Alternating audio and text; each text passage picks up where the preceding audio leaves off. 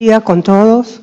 Agradezco a la comisión organizadora desde el primer Congreso Internacional de Bioseguridad y Biocustodia por la invitación y por la oportunidad de poder compartir este tema con ustedes. Es un tema que está cobrando cada vez más importancia a nivel global, el tema de la biocustodia. En esta oportunidad vamos a conversar acerca de las medidas de seguridad que nosotros debemos implementar en nuestros laboratorios con la finalidad de evitar pues que los agentes biológicos con los que venimos trabajando, así como algunos equipos y también información importante, puedan ser utilizados por personas inescrupulosas con fines ilegales, indebidos de causar daño. Este tema es muy importante también porque en esta forma nuestras instalaciones que han sido legalmente establecidas para poder realizar actividades científicas, como por ejemplo investigación, diagnóstico, producción de vacunas o de biológicos, pueden ser utilizados como fuentes para obtener agentes patógenos y luego utilizarlos con la finalidad de causar daño como armas biológicas. Pero empecemos recordando qué cosa es la biocustodia, cómo es definida por la Organización Mundial de la Salud. Son principios, tecnologías y prácticas que se van a utilizar para poder controlar, proteger a nuestros agentes biológicos, equipos y información de personas que puedan, digamos, sustraer estos agentes, robar estos agentes, la información también que se produce como consecuencia de la investigación que nosotros realizamos y la puedan usar con la finalidad de causar un daño. Hay algunas similitudes y algunas diferencias entre la bioseguridad y la biocustodia.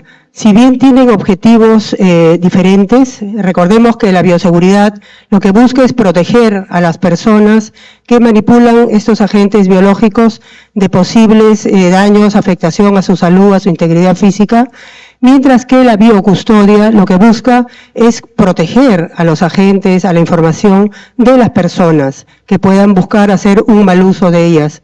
Pero sin embargo hay algunas medidas comunes, es decir, si son adoptadas con la finalidad de la bioseguridad también pueden servir para el aspecto de la biocustodia. Como por ejemplo, ambas se basan en lo que es los programas de gestión.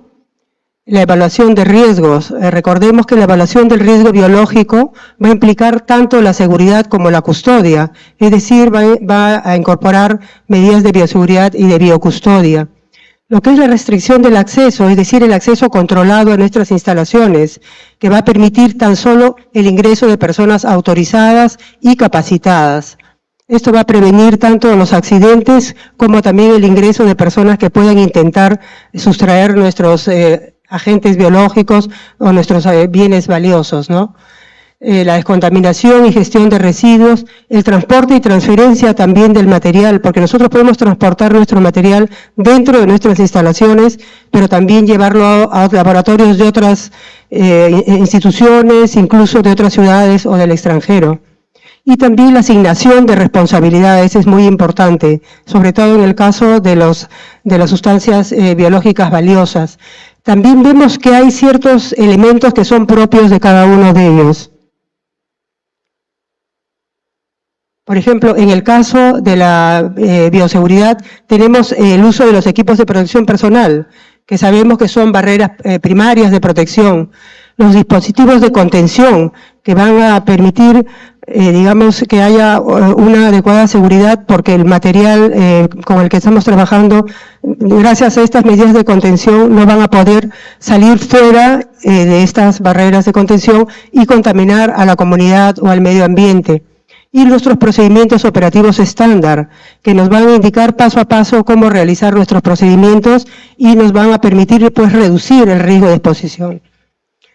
En cuanto a las medidas propias de la biocustodia, que es llamada también bioprotección en algunos lugares, tenemos la ciberbiocustodia, que justamente va a brindar una protección a la información valiosa que nosotros vamos a generar como consecuencia de nuestro trabajo, de nuestra investigación, y de caer en malas manos podría ser utilizada pues con fines indebidos. La confiabilidad del personal es sumamente importante, sobre todo cuando nosotros vamos a confiar la responsabilidad del manejo de los agentes selectos, que son los agentes de mayor riesgo. La persona que tenga esta responsabilidad debe ser una persona altamente confiable. Y finalmente, los códigos de conducta que cada institución debería establecer para poder trabajar en forma responsable en lo que es la investigación, porque existe el riesgo del uso dual de los agentes biológicos y de los resultados de la investigación. Es decir, esto puede ser utilizado con fines benéficos de investigación, de desarrollo de vacunas, de productos biológicos, pero también puede ser utilizado con fines maliciosos para poder causar daño, poder afectar una institución, un gobierno, una economía, crear pánico en la población. Pero hemos venido hablando de material biológico valioso. ¿Qué cosa se entiende por material biológico valioso? Incluso están cepas vaccinales, alimentos, organismos genéticamente modificados, que pueden ser pues objeto de este uso dual y por lo tanto existe la necesidad de que sean adecuadamente custodiados. Así como los agentes biológicos están clasificados en grupos de riesgo, ¿no?, de 1 al 4, de menor a mayor riesgo, también con fines de biocustodia se han clasificado en 5 grandes grupos. El grupo de los no patógenos, de los de riesgo bajo, moderado, riesgo alto y muy alto. Los no patógenos van a tener unas consecuencias muy bajas o inexistentes, son formas no infecciosas. El riesgo bajo va a tener poco impacto en la población si son liberados, poco daño económico y poco impacto psicológico. ¿Y por qué? Porque representan una gran dificultad de poder adquirirlos, poder reproducirlos y luego poder diseminarlos. Tenemos ahí algunos ejemplos como la lepra, la malaria, hepatitis. Y a los de riesgo moderado van a tener un impacto un poco más elevado, pero igual no son tan fáciles de poder obtener y poder reproducir y diseminar. Como ejemplos podemos mencionar salmonela, vibrio cólera. Ya lo que nos interesa es los de riesgo alto y los de riesgo extremo, porque ellos sí representan pues un verdadero peligro para la salud pública, para la seguridad nacional, de ser utilizados como armas biológicas. Ya no son tan difíciles de poder adquirir, poder replicar y poder diseminar. Generalmente pues se van a transmitir por vía aerosoles, que es la forma más peligrosa, digamos, de transmisión, que puede generar un problema serio en la salud pública y consecuencias en la economía y en la seguridad nacional. Aquí tenemos en los de riesgo alto como ejemplo el Bacillus anthracis y la Yersinia pestis, que nosotros manejamos pues en nuestras instalaciones y que deben ser objeto de medidas de bioprotección muy rigurosas. Los de riesgo extremo presentan características similares a los de riesgo alto, pero la diferencia es que no están circulando en la naturaleza. Por ejemplo, el virus de la viruela. Todos conocemos que la viruela ha sido erradicada en el mundo. Sin embargo, se mantienen en algunos laboratorios, en Estados Unidos, en Rusia, con la finalidad de poder de repente realizar investigaciones o en caso necesario poder desarrollar vacunas, si es que hubiera algún atentado con este agente. También están aquí incluidos los agentes genéticamente modificados. ¿Por qué? Porque si son manipulados en forma inescrupulosa, podrían adquirir características que no son propias de su forma natural. Por ejemplo, se pueden modificar genéticamente para hacerlos más virulentos, o de repente para que se puedan también transmitir por vía aérea, que es la vía más fácil de diseminar un agente y realizar un atentado. Pero todos los agentes que nosotros manipulamos en nuestros laboratorios tendrán que ser objeto de estas medidas estrictas de biocustodia. Felizmente no, solamente es un grupo muy pequeño que son los que tienen el mayor potencial de poder afectarnos, afectar la salud, afectar la seguridad nacional, crear pánico. Y estos se llaman agentes selectos. Cada país debe realizar, pues, elaborar su lista de agentes selectos. Hay algunas referencias, por ejemplo, en el grupo de Australia hay una relación de agentes selectos. El CDC de Atlanta, Estados Unidos, también tiene su relación de agentes selectos que puede servir de base, pero nosotros como país también debemos pensar en ir desarrollando una relación de estos agentes selectos. existen algunos criterios que se utilizan para poder seleccionar a estos agentes. Uno de ellos es qué consecuencias van a tener en la salud humana si estamos expuestos frente a este agente. ¿Qué nivel de contagio? ¿Qué vía de transmisión? Sabemos pues que la vía de transmisión preferente para alguien que quiera hacer un atentado es definitivamente la vía aérea, ¿no? El poder diseminar aerosoles infecciosos es mucho más fácil que el pretender, por ejemplo, contaminar el agua o contaminar los alimentos, ¿no? Que representan un mayor esfuerzo y un mayor peligro de ser también descubiertos, ¿no? Entonces la vía preferente van a buscar agentes que se transmitan por aerosoles. Si hay disponibilidad de tratamientos, de vacunas, de profilaxia frente a la liberación de un determinado agente. Lo que buscan estas personas que quieren hacer los atentados es causar el mayor daño. Entonces no van a liberar un agente para el cual todos estamos preparados, tenemos vacunas, hay tratamiento. Ellos van a buscar pues liberar un agente para el cual no hay inmunidad, para el cual no hay vacunas, para el cual no estamos preparados para causar el mayor daño. También se considera el grado de dificultad en adquirirlo, reproducirlo y diseminarlo, porque estos perpetradores o adversarios no tienen pues instalaciones muy complejas, ¿no? Como pueden tener las instituciones a las que nosotros trabajamos. Y finalmente, ¿qué impacto tendría en la población? Ellos van a buscar que sea un agente que cause el mayor impacto. Por ejemplo, la pandemia que hemos tenido del SARS-CoV-2, el gran impacto que ha causado, si esto hubiera sido utilizado como un arma biológica, todo el daño que ha causado, ¿no? No solamente ha afectado la salud pública, ha afectado la economía, el turismo, la educación, todos los ámbitos de nuestra vida. Entonces, debemos tomar conciencia que existe un riesgo real, que en un futuro los agentes biológicos puedan ser utilizados como armas en lugar de las armas convencionales, ¿no? Entonces debemos tener esa conciencia y estar preparados. Según el CDC Atlanta, los criterios que ellos utilizan para poder definir qué agentes son los que representan el mayor riesgo de biocustodia son aquellos, obviamente, que pueden ser fácilmente transmitidos de persona a persona y diseminados en el ambiente, que produzcan altos niveles de mortalidad, ¿no? Y problemas muy serios a la salud pública y que causen pánico en la población, porque ellos buscan desestabilizar justamente un gobierno o desprestigiar una institución. Algunos ejemplos que encontramos en la literatura sobre estos agentes selectos que podrían ser los que utilicen los bioterroristas, ¿no?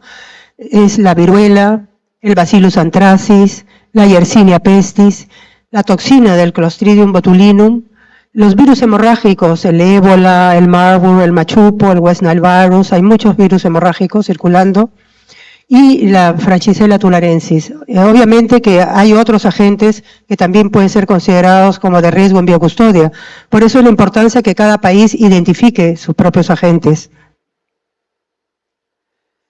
¿Y cuáles serían las ventajas del uso de agentes biológicos como armas en lugar de las armas químicas o de las armas convencionales? Primero, la dificultad de ser detectados. Son muy pequeños, microscópicos, invisibles. En un tubito, en un vial, pueden haber millones de este agente patógeno. Entonces, es muy difícil el poder detectarlos. Si uno va a cometer un atentado, puede tranquilamente guardarse en un bolsillo del mandil un vial con Yersinia y sacarlo de laboratorio, ¿no? Es muy difícil también detectarlos, ¿no? Un agente químico se detecta fácilmente por el olor o diferentes características organolépticas. Si se utiliza alguna arma, una bomba, etcétera, se produce una explosión. Pero cuando se disemina un agente biológico, en el momento no lo detectamos. Es muy difícil, ¿no? Hay gran variedad de agentes que podrían utilizarse. Para poder hacer un atentado requerimos una muy pequeña cantidad del agente biológico, porque vamos a poder reproducir fácilmente y va a poder pasar de persona a persona y lograr un gran progreso epidémico. No van a dañar el material y si lo comparamos con el precio de otras armas, misiles, bombas, agentes químicos, el precio es pues mucho más económico, ¿no? Son más baratos. Entonces, ¿qué podemos hacer nosotros frente a esta amenaza real que existe? Que en un futuro, esperemos que no muy cercano, pero en otros países ya se ha dado algunos atentados con agentes biológicos. Recuerden, en Estados Unidos, en la década del 2000, que circularon sobres de Anthrax, ¿no? Se repartieron como 25 sobres de Anthrax a personalidades del mundo político y de la prensa, conteniendo esporas de Anthrax. Entonces las personas cuando abrieron estas esporas y estuvieron expuestas y respiraron las esporas, 5 de ellas fallecieron y las demás fueron hospitalizadas, ¿no? Entonces sí, ha habido en diferentes países varios atentados. Entonces, lo que nosotros tenemos que hacer es implementar un programa de biocustodia en nuestro laboratorio, el cual incluya medidas para proteger a nuestros agentes, nuestros equipos y nuestra información. Entonces, para poder implementar un programa debemos responder a 2 grandes inquietudes. ¿A qué agentes, qué material biológico estaríamos protegiendo? O sea, ¿cuáles serían nuestros agentes electos? ¿Y de qué los estamos protegiendo? ¿Quiénes podrían ser los adversarios o perpetradores que quisieran robar nuestros agentes? ¿Cómo podrían ellos ingresar a nuestras instalaciones? ¿En qué forma podrían apropiarse de nuestros agentes? Entonces, todo inicia, como lo mencionaba José en su presentación anterior, en una evaluación del riesgo. Nosotros debemos empezar siempre, para poder implementar cualquier medida, tanto de bioseguridad como de biocustodia, evaluar el riesgo. El riesgo en bioseguridad está relacionado con la exposición accidental, mientras que el riesgo en biocustodia está relacionado con una remoción intencional del material biológico. Si bien el riesgo biológico es la combinación de riesgos de seguridad y de custodia, hay una diferencia entre ellos, ¿no? Entonces, para evaluar el riesgo de biocustodia, debemos considerar esos 3 elementos: el bien, el adversario y la vulnerabilidad. El bien sería el agente biológico que nosotros vamos a evaluar. El adversario sería la persona o grupo de personas o institución que tendría la intención de ingresar en forma ilegal a nuestras instalaciones para sustraer un agente. Y la vulnerabilidad que vamos a evaluar son todos aquellos puntos débiles, debilidades que hay en nuestras instalaciones y que puedan permitir que ese adversario ingrese a nuestras instalaciones y pueda llegar hasta su objetivo, es decir, pueda llegar hasta el agente que quiere sustraer. Entonces, vamos a evaluar el riesgo creando escenarios, ¿no? Escenarios que impliquen las posibilidades de que un determinado agente sea sustraído por un determinado adversario. Entonces tenemos que hacer una priorización, ¿no?, de estos escenarios de riesgo. Y un escenario va a incluir esos elementos: el bien específico, que es el agente selecto, el individuo o perpetrador o adversario que podría intentar robar ese agente, y cuál sería la acción específica, o sea, cómo podría esta persona intentar sustraer nuestro agente. ¿Y quién es el adversario? El adversario es aquel individuo o grupo de individuos que va a buscar ingresar a la instalación para poder sustraer nuestro agente. Puede ser un visitante, un individuo externo o un individuo interno. Obviamente, el de mayor riesgo va a ser el personal autorizado, porque nosotros lo conocemos, es nuestro amigo, lo vemos todos los días y no despierta sospechas, pero nunca conocemos las motivaciones que puedan tener las personas. Entonces, para ello debemos caracterizar el adversario, es decir, evaluar qué atributos, qué cualidades debe tener para poder tener éxito. Y para ello analizamos los motivos, los medios y la oportunidad. Es decir, qué motivos puede tener para pretender sustraer un agente. Hay muchos motivos. Uno puede ser el económico. Alguien lo ha sobornado, le va a pagar para que extraiga un vial con un agente, ¿no? Puede ser también un personal descontento. Quiere cobrar venganza porque lo han maltratado o porque lo han sacado de una investigación, etcétera, ¿no? Hay muchas motivaciones. Y la oportunidad, los medios, sería pues cómo va a ingresar, cómo podría planificar ingresar. Va a engañar al vigilante, va a romper una ventana, va a trepar por un cerco, cómo podría lograr su objetivo. ¿Y qué oportunidad? Van a buscar la mejor oportunidad. Cuando haya poca vigilancia, de repente hay una feria, una visita, el personal está distraído y va a poder ingresar. Bueno, los escenarios que evaluamos nos van a permitir detectar las vulnerabilidades, que son los puntos débiles, los puntos flacos en nuestra instalación. Por ejemplo, nosotros en biomedicina vimos que una vulnerabilidad que teníamos eran las puertas de emergencia. Las puertas de emergencia son esas puertas que tienen un sistema antipánico que uno empuja y puede salir, pero también se detectó que por afuera también se podían abrir. Entonces, alguien podía ingresar en forma indebida. Entonces, es una forma de ir detectando cuáles son nuestras debilidades para poder corregirlas. Entonces, debemos implementar nuestro programa de biocustodia en el laboratorio que consta de estos 5 elementos: seguridad física del personal, control y manejo del material, seguridad en el transporte y seguridad en la información. La seguridad física pues tiene por objetivo evitar o reducir la posibilidad de que el adversario ingrese en nuestras instalaciones. Entonces, para ello podemos contar con perímetros y barreras, poner muros altos, cercos eléctricos, barrotes en las ventanas, candados, vigilantes, control de acceso, para garantizar que solo ingrese el personal autorizado y capacitado, que puede hacer, por ejemplo, puede ser con algo que nosotros conocemos, por ejemplo, códigos o pines, o por algo que nosotros tenemos, una tarjeta de aproximación, ¿no? Un photocheck, o también algo que nosotros somos, nuestra huella dactilar, el iris del ojo, ¿no? O sea, los controles biométricos. Detección de intrusos que se puede lograr mediante las cámaras de videovigilancia en circuito cerrado, con un personal que esté permanentemente revisando si hay alguna actitud o actividad sospechosa o una persona que quiere ingresar en forma indebida, sistemas de alarmas sonoras, auditivas, visuales, que indiquen que alguien esté entrando en un lugar no autorizado.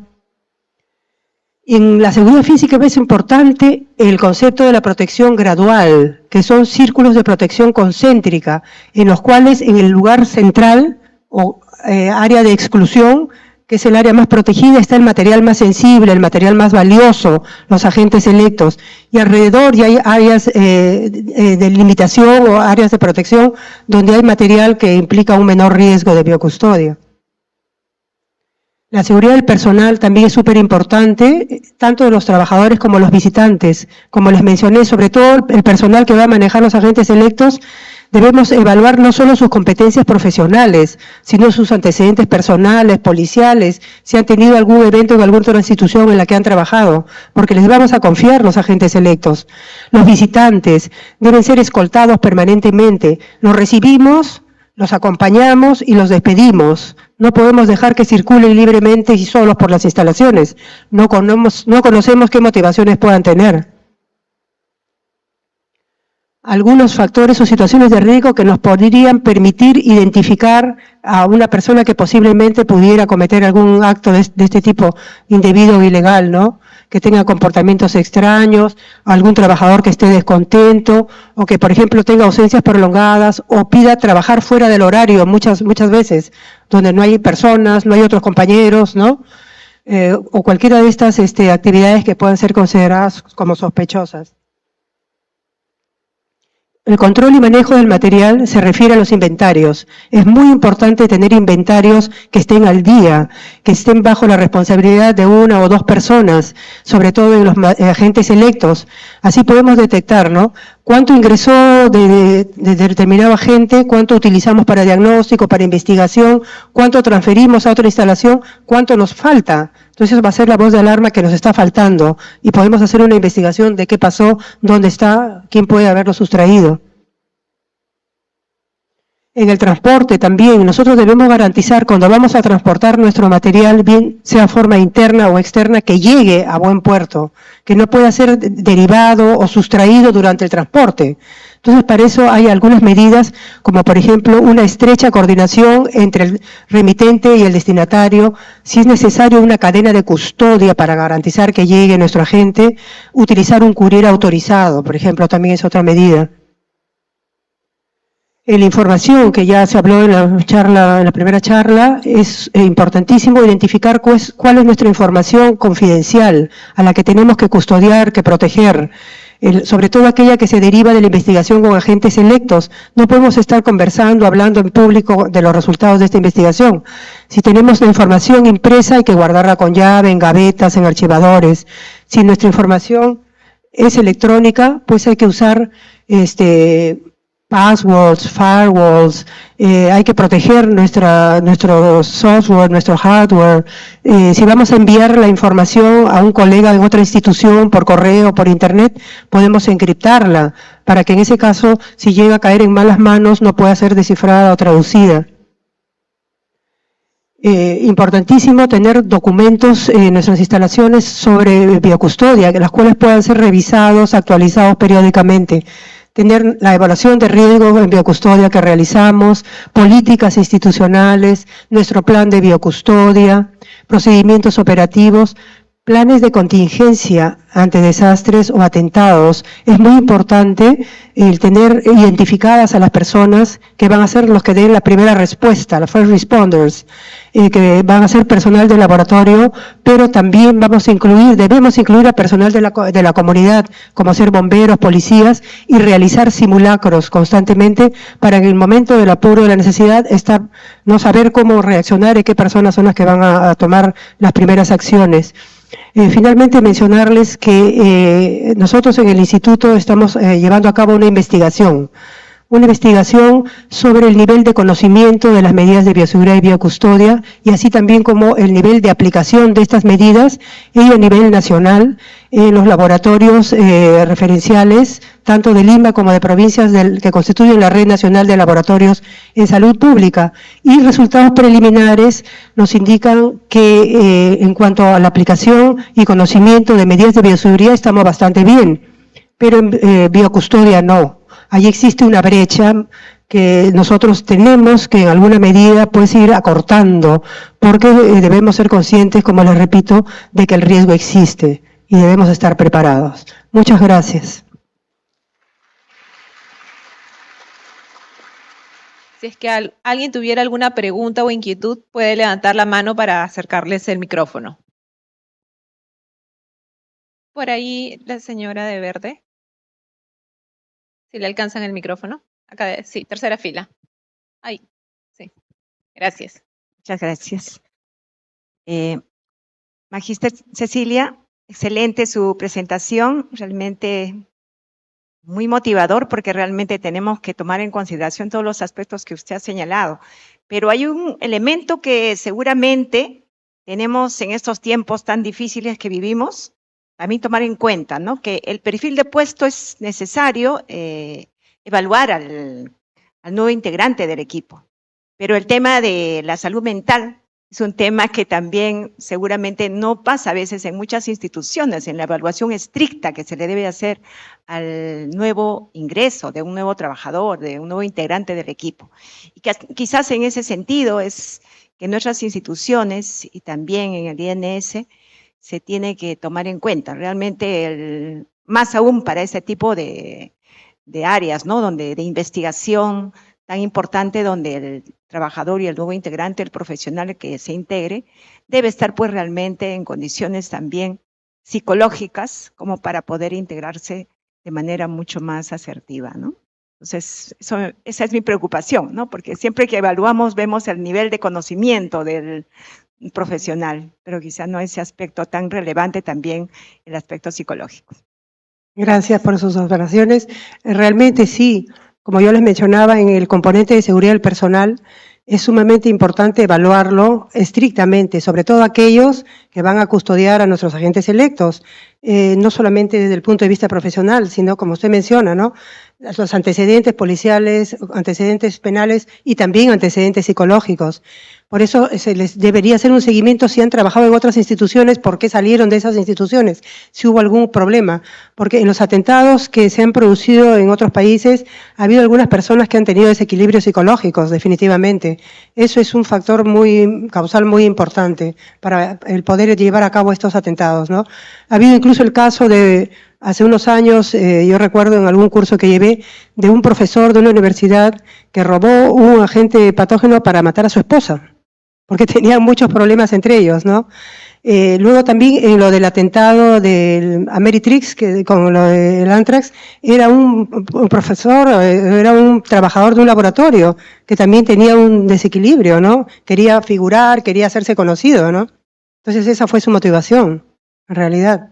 Sí, es muy importante ese aspecto psicológico.